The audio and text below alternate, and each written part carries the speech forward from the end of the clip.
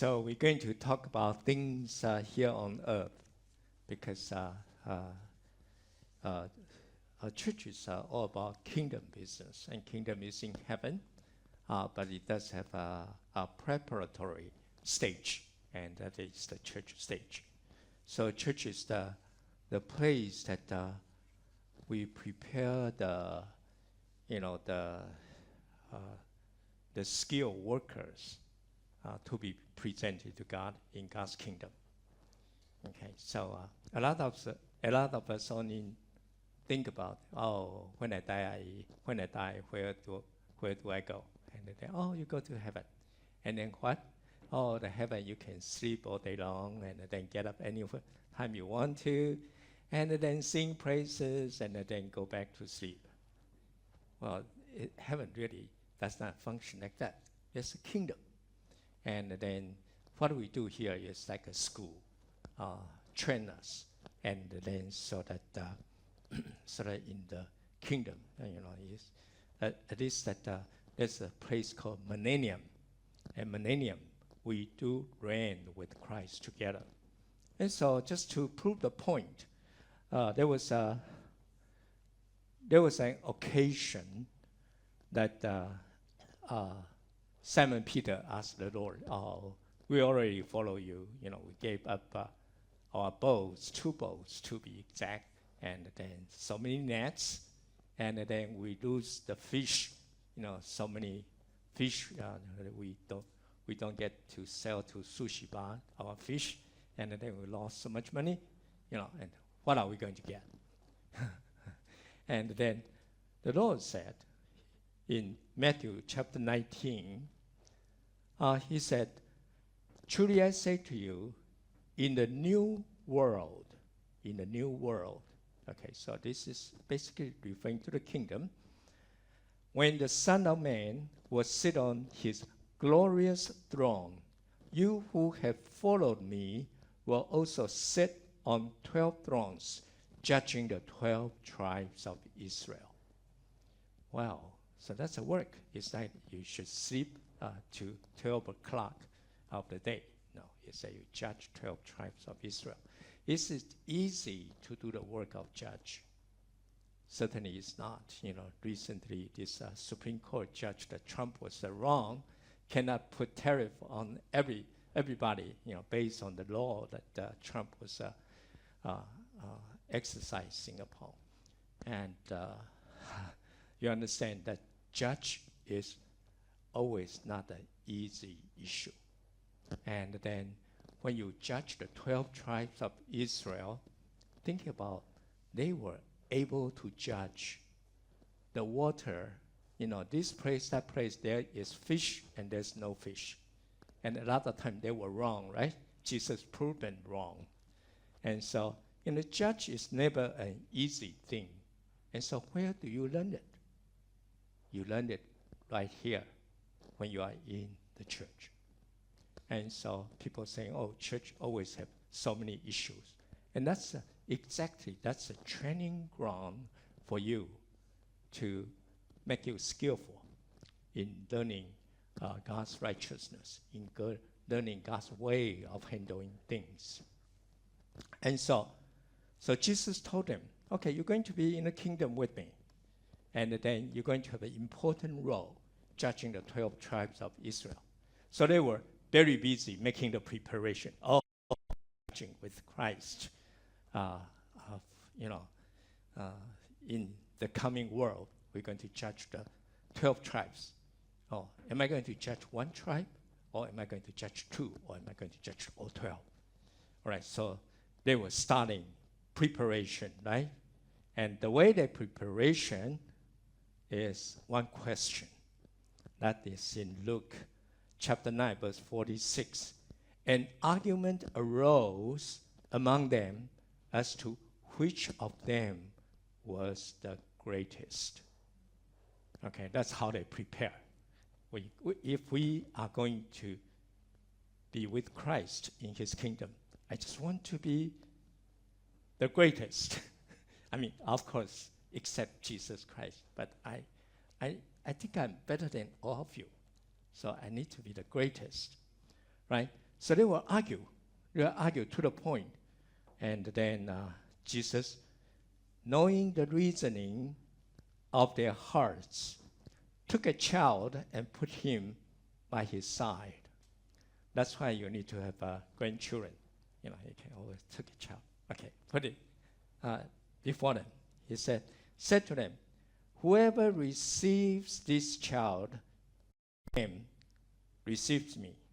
And whoever receives me, receives him who sent me. For he who is the least among you all, is the one who is great. So Jesus is saying, took the little one. Okay, if you receive him, you think it's easy, just put him here. No, you have to change diapers for him. You have to feed him. You have to clean up the mess after it. So, and then maybe no reward at all. At the end, he might still be crying, and the parents coming in and say, how come you didn't treat my son well? Okay, so not necessarily you get the credit. Okay, but you treat the little one is like treating the Lord. And then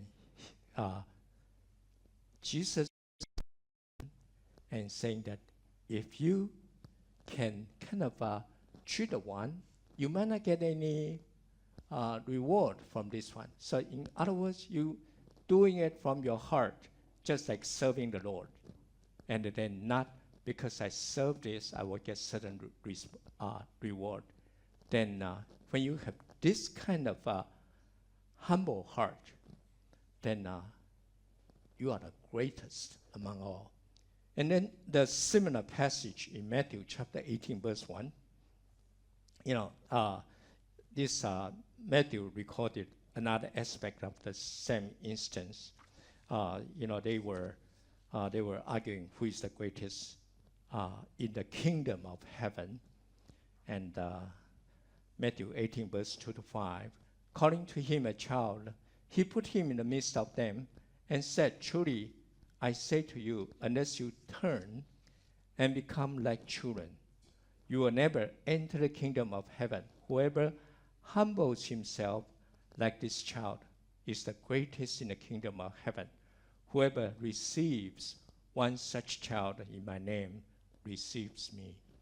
So when the kids are in the midst of adult, I rarely see a kid showing demonstrating that he is the most important and demanding everybody's submission. I rarely see that. It might come up sometime, but so far I haven't seen it yet.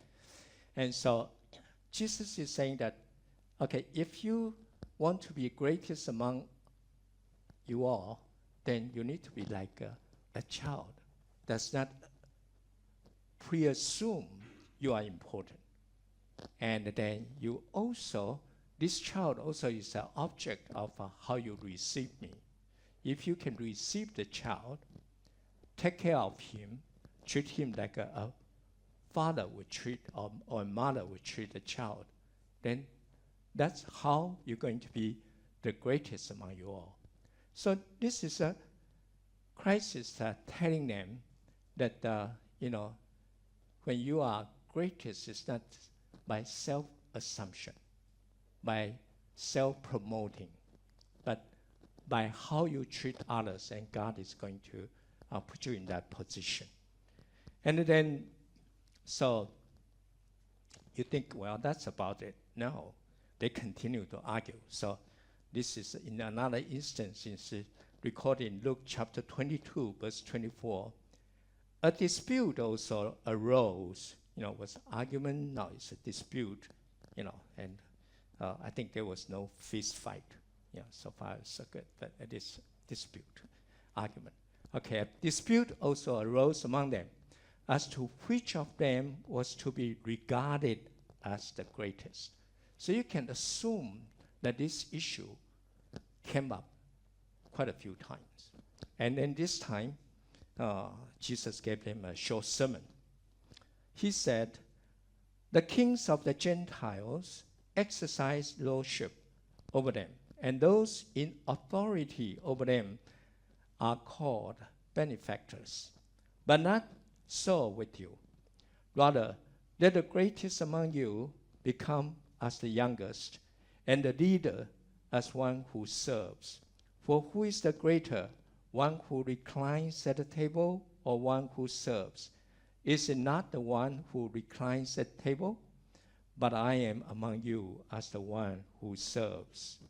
You are those who have stayed with me in my trials, and I assign to you, as my Father assigned to me, a kingdom, that you may eat and drink at my table in my kingdom and sit on thrones judging the 12 tribes of Israel. So Jesus said that, you are arguing who is greater among you. So a simple question, what do you think? The one who reclines at the table, the one who sits on the table is greater, or the one who serves the meal, the waiter, the waitress? I think for 25% a tip, I would say the waiter. but anyway, without the tips, then the guy who sits on the table is greater. And Jesus said, basically saying that, do you think I'm greater or you guys are greater? Of course, Jesus is greater, right? But Jesus said that, before we sit on the table, I was the one serving you. I was the one washing your feet. And then, whom do you think? Who is greater? And then, how should the greatest do? And so he's saying that in the church school, if you want to become the greater, you are the servant to other people. And that's where we got the terminology as servant leadership. Okay, servant leadership actually started. And then the servant leadership, a lot of this industry is trying to imitate. And then basically they plug it out of the Bible. And he's saying that, if you know how to do the same thing, that will qualify you to become the leaders in the kingdom. That will qualify you to judge the 12 tribes in the kingdom. And so, through all this demonstration, object lesson, and through this short sermon, you think that they learned the lesson, right? No. Before Christ was going to be crucified, Matthew 20 says, the mother of the sons of Zebedee came up to him with her sons, and kneeling before him, she asked him for something. And he said to her, what do you want? She said to him, say that these 2 sons of mine are to sit, one at your right hand and one at your left in my kingdom. They never forgot who is going to be the greatest. So now, since the argument didn't result in anything conclusive, now we're going to go for the next generation, the other generation, to make things more concrete. We know that the kingdom is coming. So my mom is out in the front, and mom is always brave in doing great things for the children. Okay, so far, she didn't disappoint them. She said exactly one at your left-hand side, one at your right-hand side, not at the back, but at the left and right. And so this was the situation. So the point is that we're going to learn many lessons in preparation for us to reign together with Christ in God's kingdom. Is the training going to be successful? Hopefully, most of it will. But probably some will never reach that point. And then it's good that the God is righteous and God is the judge. And then at the end, he is going to decide. Okay, but nevertheless, it proved a point that church here is a training ground. and then for us to exercise God's way of handling things and to exercise, to understand God's righteousness. And so in the Bible, it's full of examples, and then, try to, square off things. And then some were very good example, successful example, and some were poorly executed, and at the end was, God has to kind of make a quick judgment even before they go. And so today, I'm going to talk about a good example first, and next Sunday, I'm going to talk about a bad example. And then the week after, I'm going to talk about then how the mature Christians should handle it if the things goes this way or that way. Okay, and so today is a happy thing. We're going to talk about good example. So if next Sunday you come and you say, how come, Pastor, you are so negative?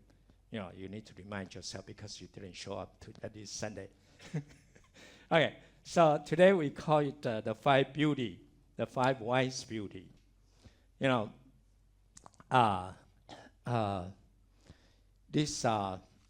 was God has an intention to bless us, and so He took the Israelites into the land of Canaan, and in the land of Canaan, He basically gave each family a piece of the soil, and the Israelites is very, very much kind of want to hold on to that, because that soil or that piece of earth representing that they have a part in God's kingdom. Okay, and so they were very, very, very, very focused on that one. And then so sometimes you sell your land, right? Because you are poor, you need to sell the land. But there's a thing called the Year of Jubilee. Year of Jubilee is every 50 years, the land still go back to the original tribe, original family. So that make sure that the family has a proof of evidence that they have a part in God's blessings. Okay, and so today we talk about this five wise beauty. These five daughters of a guy called Zelophehad. Okay, and then these five daughters actually changed God's rule.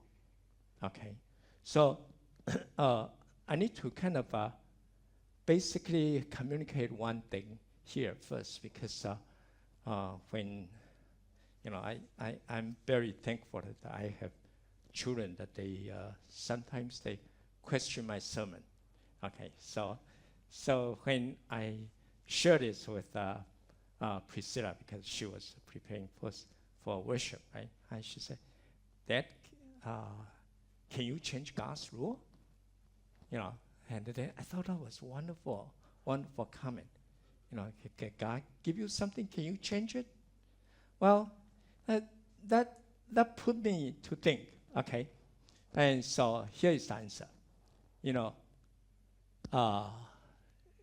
A lot of God's laws is stating relationship between God and us, and then stating relationship between us to our fellow countrymen.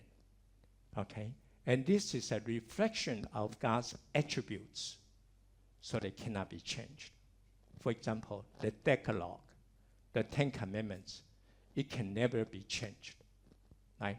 Because you cannot kill a person. I mean, innocent person, not saying that you cannot have death penalty for people who kill people. Okay, and then like you have to worship the true God. You cannot worship idols. Those things are non-negotiable.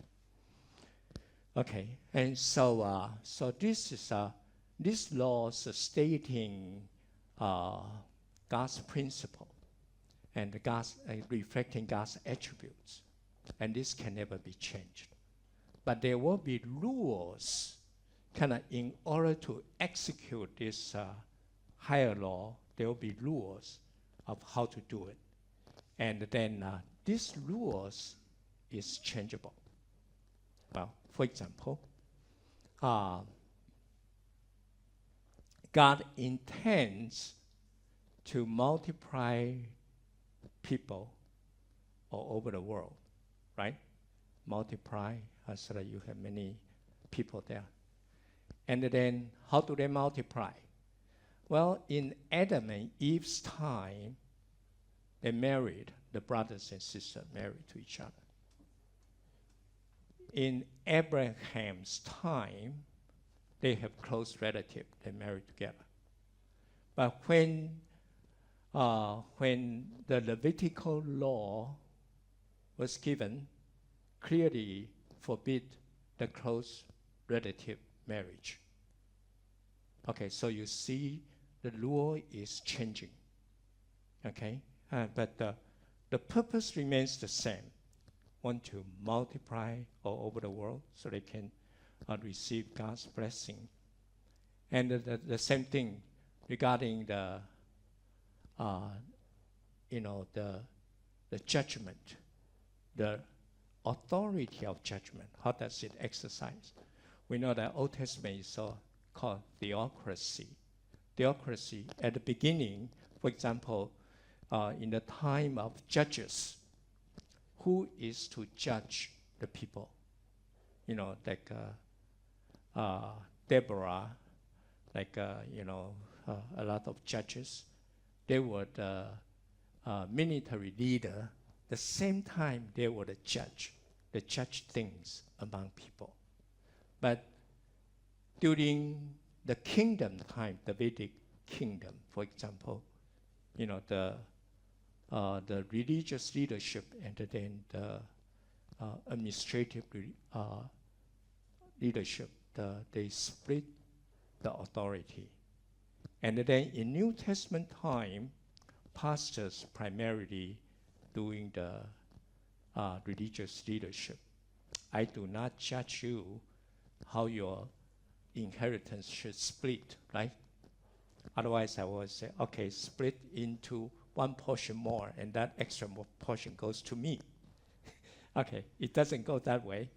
And so you see the things could be done differently. And in the New Testament time, if you study systematic theology, there's a discipline called ecclesiology. Ecclesiology basically is studying the system of the church. Okay? And then everybody study that will find something very interesting, because God never defined how a church system should be like. It's very interesting. So you have the church like a Catholic Church, very centralized. There's a pope above it. And then all the way to Baptist church, where everybody votes. Supposedly, if you want to buy a broom, everybody needs to vote. And then whether we agree or not on the color or the size of the broom, right? And so from here to here, there's all the spectrum in between. And you see that God does not set a concrete rule as how you should set up a system. And so you see, there's when you look into the Bible, actually there's unchangeable decalogue, and then to the place are rules that actually that is modifiable. So, for example, in our church, should you use a pew or should you use movable chairs? I mean, each one of you can change, can decide, right? And I believe that Daniel, he was the one responsible for purchasing the chairs. He put 3 chairs outside for you to sit on and decide which one to pick. And then was voted, and then picked the greatest number, and where this is all the chairs here. So you see there's things that allow for decision, and there's things that God said is beyond your consideration. Like God said, Great Commission. I'm not asking you to vote on Great Commission. I'm asking you, go ahead and just do it. Okay. And so these are the things that we see in God's kingdom, in the church. And today, we're going to talk about the rule. The rule. Okay, the rule is certainly among something that is changeable. And so God has a system. He wants to bless the Israelites. So the system basically go like this. Okay, if a man has 3 sons and have 3 daughters, okay, 6, that's about right. Okay, and then when he dies, he divides his property to 3 parts, and then all goes to the son. And he said, then how about the daughters? Well, the daughter is going to get married. And when she gets married, she is going to share the inheritance with her husband. Okay, and then that's normally how it works. Okay, and so I think it's fair because everybody has a son, his son has daughters, and then so the son will inherit your thing, and the daughter will share other people's inheritance. Okay, and so that was a rule. And now the problem comes up. There was a guy, he tried very hard, but he had all 5 daughters. He had no son. Okay, so now this is the problem. Everybody has son to inherit the property. But this guy, his name is called Zelophehad. Zelophehad, he had no son, and then he died. Now, what happened to his inheritance? Well, he had daughters, no son. So by that tradition, it's going to be given to Zelophehad's siblings, brothers, and if not, to the uncles. Okay, so they'll take care of that problem. But the daughters, I think they were very brave, also, I believe they were very beautiful. Courage and beauty always come hand in hand. If you see, I think it was Ruth, if you see that the comment on her, she was beautiful, right? But actually, the word describe her is that she was also brave, also courageous. So it's kind of, the statement makes sense in a way. It's just like a crying on the floor. No, it makes statement. So this is what these 5 beautiful daughters brought before Moses. Okay, in Numbers chapter 27, verse 1. Then drew near the daughters of Zelophehad, the son of Hefer, son of Gilead, son of Machir, son of Manasseh. So they are from the tribe of Manasseh. Okay, and from the clans of Manasseh, the son of Joseph. Okay, so these 5 daughters are from the tribe of Manasseh. The names of his daughters were Mahlah, Noah, Hoglah, Milcah, and Tirzah. So you can consider name your daughters these names. And it will be a little bit hard to pronounce, but nevertheless, they were wonderful ladies. Verse 2, and they stood before Moses and before Eleazar the priest, and before the chiefs and all the congregations at the entrance of the tent of the meeting, saying. So you see in the old time, the ladies, they were brave. They were not just hiding behind. No, they were able to be the commander of Advent. They were able to kind of giving command, arguing the cases, and then stating their purpose. And this surely is the case. And this is what they said in verse 3. Our father, means Zelophehad, our father died in the wilderness. He was not among the company of those who gathered themselves together against the Lord in the company of Korah, but died for his own sin. And he had no sons. So basically, Zelophehad was an average Israelites. They died because they were considered among the generation that didn't want to go in, and God said, you're all going to die. But they were, basically, they were bad, but they were not as bad as Korah.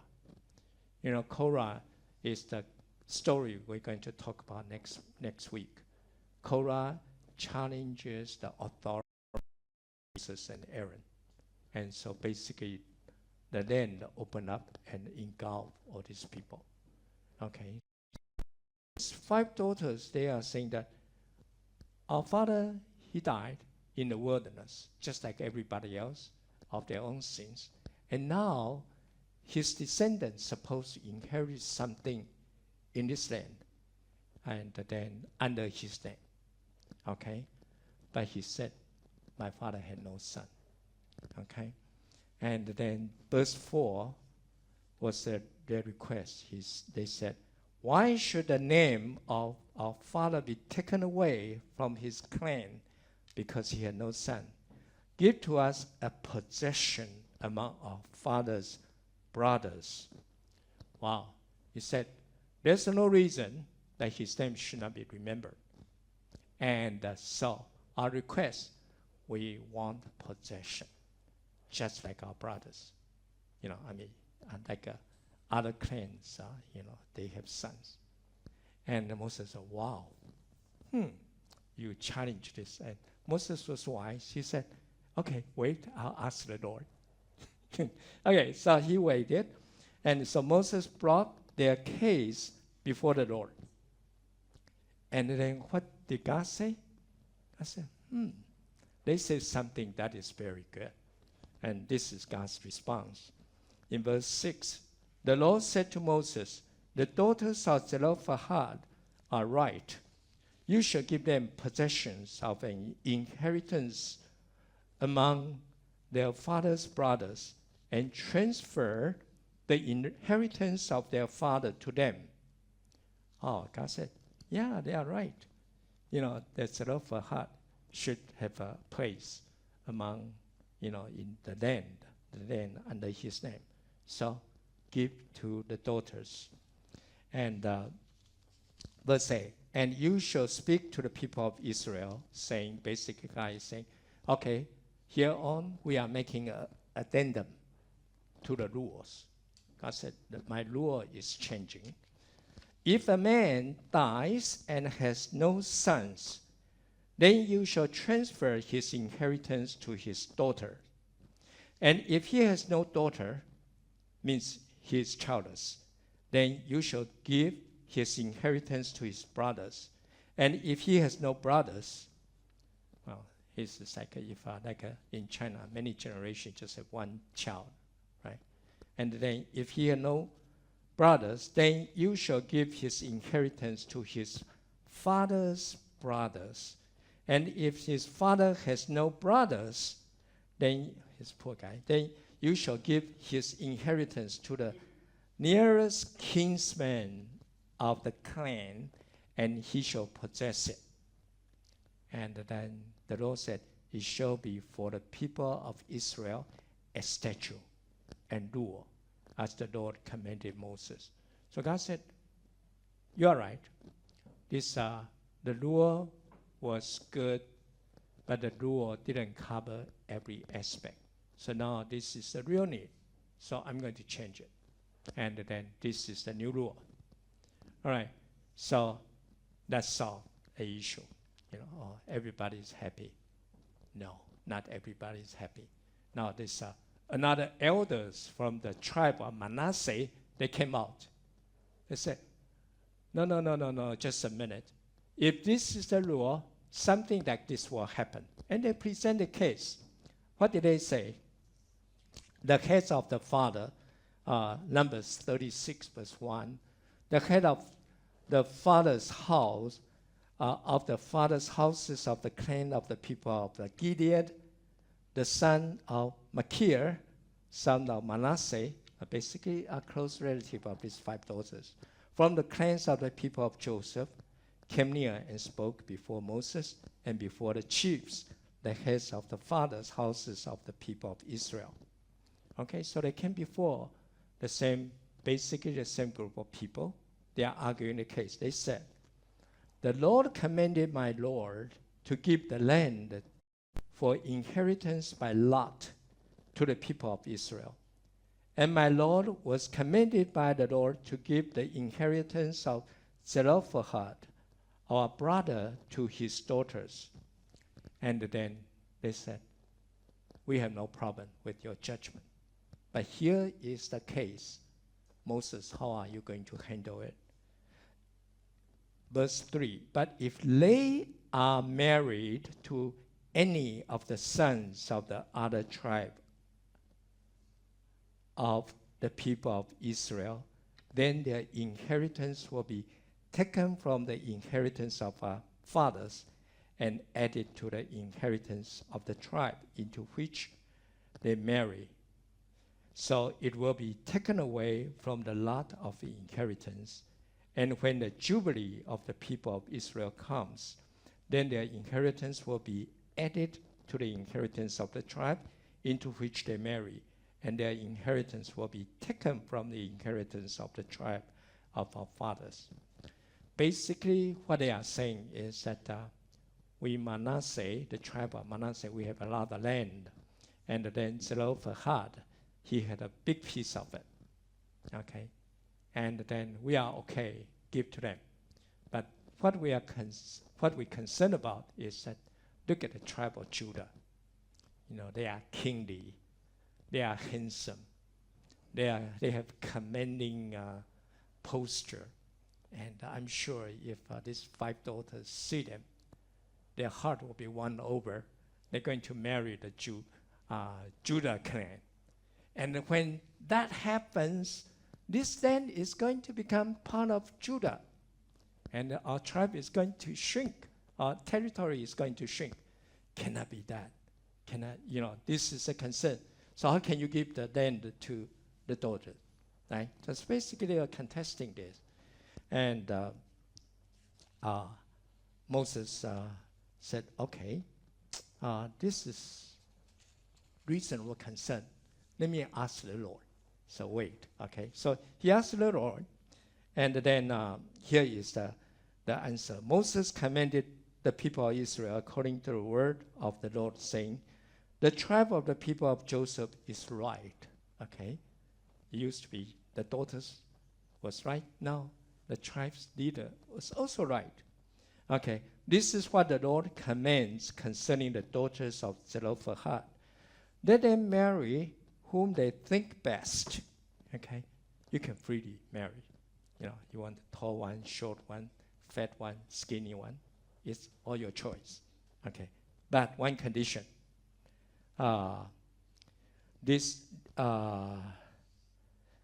Only they shall marry within the clan of the tribe of their father. Okay, you can only marry within the tribe of Manasseh. Okay, travel within the tribe of Manasseh. Try not to go to other states, and then you should find your husbands there. And if you don't, just don't get married. Okay, and basically it's like this. He said, the inheritance of the people of Israel shall not be transferred from one tribe to another, for every one of the people of Israel shall hold on to the inheritance of tribe of his fathers. And every daughter who possesses an inheritance in any tribe of the people of Israel shall be wife to one of the clan of the tribe of her father, so that every one of the people of Israel may possess the inheritance of his fathers, so no inheritance shall be transferred from one tribe to another, for each of the tribe of the people of Israel shall hold on to its own inheritance. In other words, if you don't own inheritance, no problem at all, no string attached to you at all. You want to marry the handsome Judah clan, you want to marry the smart Benjamite, you're free to marry anyone. But if you have inheritance, you need to marry within your own tribe. And I think that's fair. And so, and if you are a daughter, you have brother, inherit your father's inheritance, and then you are a daughter, you're free to marry anyone you want. That's no problem. Only if you take the possession of a piece of land, then with that land, there's a responsibility. And so we see this thing. God has intention to bless the people. And his rule was quite simple. Just give the inheritance to males. And now, Zelophehad, his daughters mentioned something that is very reasonable. God said, okay, you're right. Go ahead and change it. And the elder said, oh no, if you do that, something is going to happen. And then God said, that is also right. So we'll modify it. So you see, this rule changed a few times. But the end result, I think it's more complete. It's better. And it didn't change God's original intention of trying to bless the Israelites by giving them a piece of land to possess. Okay? And so this gives us a very, very good example how to make the God's kingdom rule, not the Decalogue, but the rules, how to execute God's things, make it much better. And then, so you see that like a church when we were roaming around in the park, we might have a set of rules. When we enter into a building, we might have improved the rules.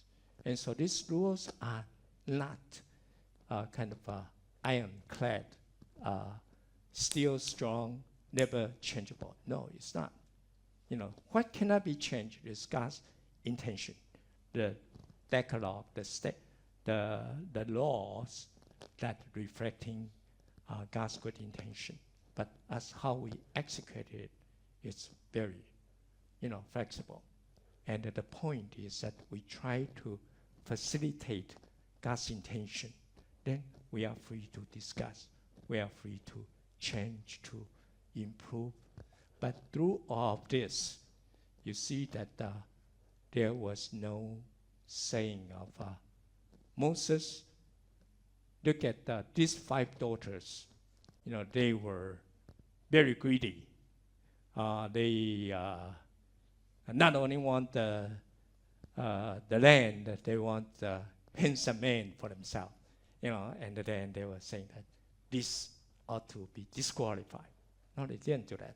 And the daughters didn't say, oh, my cousins, they were very bad people. They tried to get my father's inheritance, so you cannot give to them. You have to give to the daughters. No, they are not arguing this. But they saw God's blessing, and they stated the case. And then the end result actually is a very happy result. This Numbers 36, verse 10 to 12. The daughters of Zelophehad did as the Lord commanded Moses. For Mahlah, Tirzah, Hoglah, Milcah, and Noah, the daughters of Zelophehad, were married to sons of their father's brothers. In other words, they found that within their clan, there were also very handsome men there. Okay, so they married to them. They were married into the clans of the people of Manasseh, the son of Joseph, and their inheritance remained in their tribe of their father's clan. And everybody was happy. And that was the end of the story. So what does the lesson try to tell us today? Means that church actually is a living organism. And then it's very much alive. And God's intention is to bless us. And then when we know that, we can help the church to achieve the goal of receive blessing from the Lord. Okay? And then with that, you could have different opinions. Okay? But you see, they were very mature. They saw God's good intention. Instead of blame the system on people's poor quality. You know, I mean, you can, if somebody truly have poor quality, you can say it. That's no problem. You know, but you cannot, because of the land, and then you blame people on something might not be there. Okay, so this is a very mature way of handle things. And then the end result is the system is better, people happier, and then the congregation or the land of Canaan, the nation of Israel become stronger because the rule is more complete. And then so I think that solve two things. One is that the church is not as rigid as you think. And the second is that God gives people wisdom. We can actually solve the issues, solve the things we think might be a problem, okay, and it can make it better. And then the end result is a happy family. So that's a good encouragement, don't you think? Right? Okay, so let us pray. Father, we thank you so much for you are a wonderful God, and who has the good intention to bless us, and who also has the flexibility to allow rules to improve, to be modified, and then in order for your goal of blessing to be fulfilled in a very good way. So we thank you again for